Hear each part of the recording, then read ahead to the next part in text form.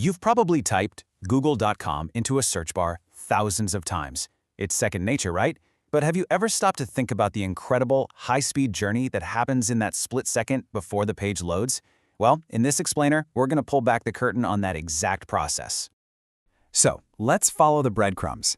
The moment your finger hits that Enter key, an invisible and unbelievably complex dance of technology kicks off across the entire globe. We're going to trace your request step by step to see how this amazing feat of modern engineering actually works. All right, so here's how we're going to break down this journey. First, we'll see how your request finds the right address. Then, we'll look at the secure digital handshake it has to make. After that, it's all about how your browser paints the web page. And finally, we'll get a little peek inside Google's massive brain to see how it all comes together. Okay, first things first. Your web browser can't just magically find google.com. No, it needs a very specific numerical address to locate its destination on the vast map of the internet. You see, computers don't really do names. They speak in numbers, specifically IP addresses, just like the one you see here. To bridge that gap between human language and computer language, we have something called the Domain Name System, or DNS. You can think of it as the internet's giant phone book.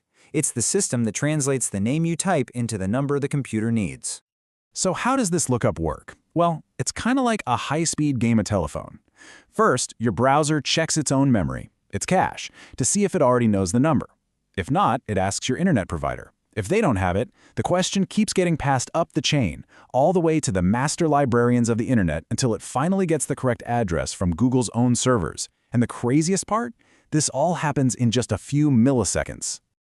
Okay, so we've got the address. What's next? Well, now we have to actually open a line of communication. Your browser needs to create a stable, reliable connection with Google's server. And to do that, it follows a set of rules called TCP/IP. This is the fundamental language of the internet. Now, this connection doesn't just happen. It starts with a polite introduction. Think of it like a digital handshake, a quick exchange to make sure both your computer and Google's server are on the same page, ready to talk and have a solid line to do so. This handshake is a really simple three-step dance. Your browser sends a little message, a SYN packet, that basically says, "Hey, can we connect?" The server writes back with a SYN ACK, which means, "Yep, I hear you and I'm ready."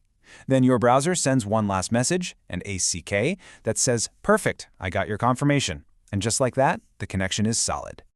This brings up a really important idea on the internet, the trade-off between reliability and speed. For loading a web page, you need every single piece of data to arrive in the right order. That's why we use TCP. It's super reliable. But for things like video streaming or online gaming, raw speed is what matters most. It's okay to drop a frame here or there to keep things moving fast. And for that, we use a different protocol called UDP.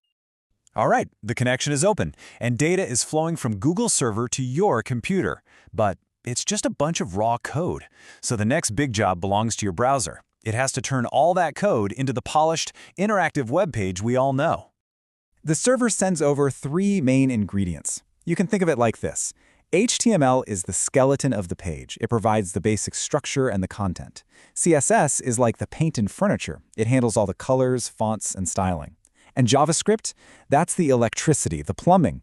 It's what makes everything interactive, from clickable buttons to dynamic animations. Your browser takes these ingredients and builds the web page in what feels like an instant. First, it parses the code, creating two blueprints, one for the content and one for the style.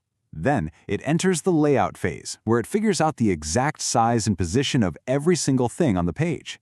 Finally, it gets to the fun part, painting all the pixels onto your screen, layer by layer, bringing the website to life.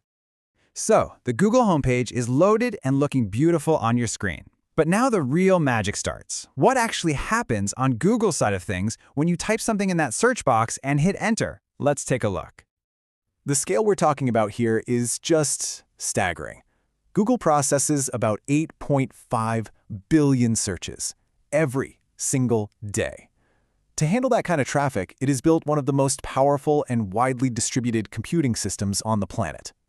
So how does it find anything so fast? Well, it's a constant three-part process that's always running. First, armies of bots are constantly crawling the web, discovering new pages and updates. Second, all that information gets indexed. It's processed, sorted, and stored in a gigantic digital library.